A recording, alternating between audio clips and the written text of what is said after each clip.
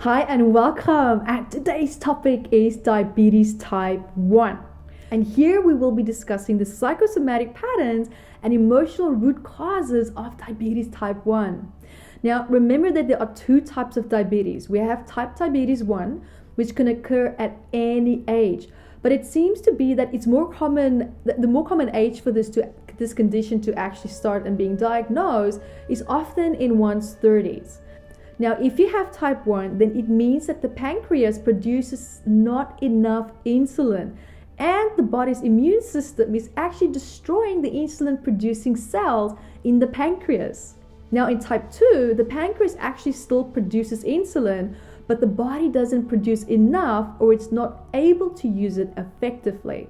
So we are going to actually split this article and video into two parts, and today we will focus on type 1 diabetes. Now, during the course of my research, I've actually also learned that doctors seem to think that diabetes are not really a condition that surfaces because there's a history of it in the ancestry line. Now, normally in my theory, in my language of metaphysical anatomy, I would actually say that they are wrong. However, in this case, I can actually understand the theory to a certain extent. And here is why. This is where it gets really interesting. Now, remember that diabetes also affects the pancreas. So that means we also need to actually explore the emotional language of the pancreas in the body. And in this case, also the reason why it's affected and what it is actually trying to tell us. Now, when the pancreas is affected, it normally actually means that there was some sort of betrayal in the family, or that there's another child that was actually conceived outside of the family dynamic. Now, hang on. That doesn't mean necessarily that someone cheated or that cheating was involved. It could actually just also mean that there's a child from another family, meaning two people that perhaps united in a relationship that had a child with another person from a previous marriage. Now, however, the dynamic of this other child or the circumstances between the parents of this other child is actually or could be causing some kind of problems, whether it's conscious or unconscious, in the new relationship. And the biological child of these two parents are picking up on the discord in his or her family foundation and stability. Now, the fact that the pancreas produces not enough insulin and the body's immune system is actually destroying the insulin producing cells in the pancreas tells me that this person feels greatly challenged to establish who is a friend and who is a foe in their life. They don't trust the soul, and as the people that they once trusted either turned on them, disappointed them, or just betrayed them in one way or another. And the ripple effect of the emotional state often starts in their childhood. And this is either where they were betrayed by a parent, it could have been a teacher, a friend, someone that they really genuinely valued and whose opinion they valued a lot. And it's almost like, in a way, that the consequences of this almost left like a permanent emotional scar. Now, the ripple effect of this experience in their life and in their dynamic may actually have escalated into a pattern that they are repeating in their adult life. Now, it could actually also be that this person is always in conflict in terms of who to believe when two people are stating a case, or when they are in the middle of a conflicting situation, such as perhaps during their childhood, where both parents wanted to project their own version of what's right and what's wrong, and the mother and the father in this case has conflicting values and belief systems. And that also confuses the child, and in this case, the child or the teenager that developed the type 1 diabetes. Because speaking to you now in the metaphysical anatomy language, the body didn't know how to use the insulin effectively, which represents the conflict between the parents. The child needs the parents. And in brackets here, the body needs the insulin.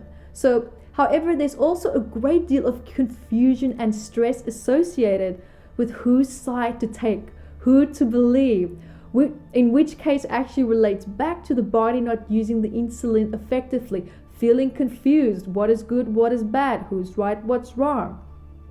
And also meaning that the child or the younger person doesn't feel confident at all to make their own decision and to actually feel safe with the decisions that they have made. And also in this person's life, perhaps they felt under attack by their circumstances and the conflict in the house, which may not always necessarily be a direct result of the parents' behavior, However, it could be conflict more so from external circumstances that they were not able to control, meaning events, for example, taking place in their environment or in their life at school, the relationships that caused them a great deal of distress, and they didn't have the coping tools or the understanding of the events to communicate how they were feeling at the time, and they also didn't know how to deal with the external circumstances effectively. Now, I have also seen a pattern where children or younger people who suffer from this condition actually witness their parent or parents perhaps going through a very traumatic or very stressful time.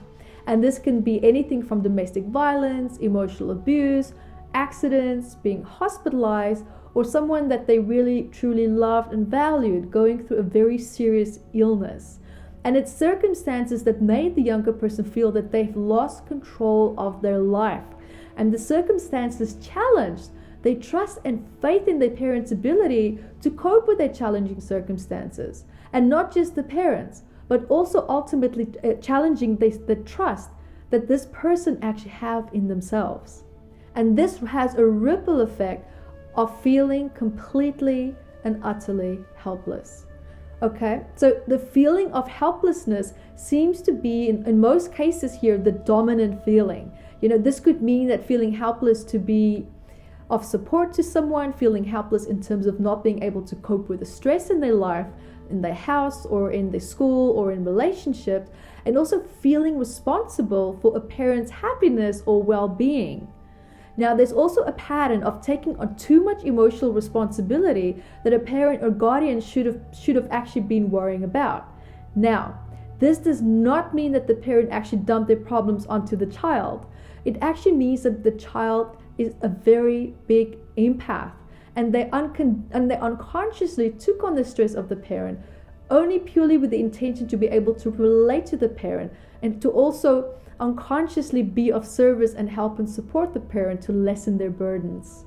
Also, what I have found is that perhaps someone couldn't process the death of a loved one or feeling helpless to comfort someone who was going through a great deal of loss in their life. Something such as an event or a person took the joy right out of their life. If it was a child, then ask, for example, which parent couldn't process the death of someone in their life, or which parent or someone that you loved and valued couldn't process a very big challenge that they went through. Who or what did they lose that was, valuable to them? And what did they lose that gave them joy? And this is to the person that actually has the medical condition as well, that you should be asking those questions for yourself as well.